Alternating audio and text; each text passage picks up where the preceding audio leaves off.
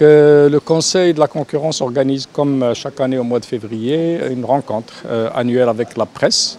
L'objectif de cette rencontre, c'est d'échanger, de passer des informations, faire le point sur les évolutions internationales sur le droit à la concurrence.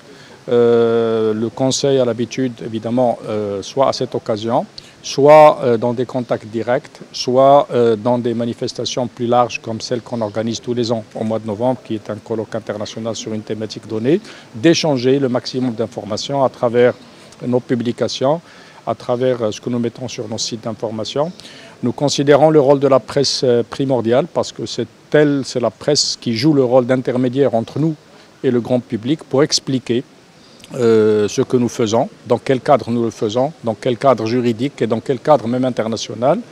Et nous estimons que la bonne connaissance du droit de la concurrence et des pratiques de la concurrence par la presse permet de mieux passer les messages avec un regard qui soit au niveau. Et donc nous organisons ces séances qui sont en même temps des séances d'échange d'informations, mais aussi des séances de pédagogie sur un certain nombre de cas que nous allons traiter cette journée.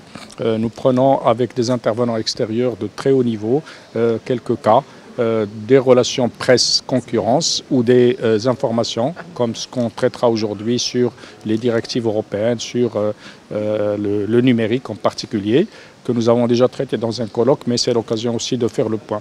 Donc, tout en remerciant la presse de répondre à notre invitation, nous allons travailler cette semaine, aujourd'hui et les prochaines semaines pour faire un point sur ce qu'a produit le Conseil sur les 12 derniers mois et sur ses perspectives en espérant que cet échange restera continu avec la presse. Et merci. Nous considérons la relation comme fluide.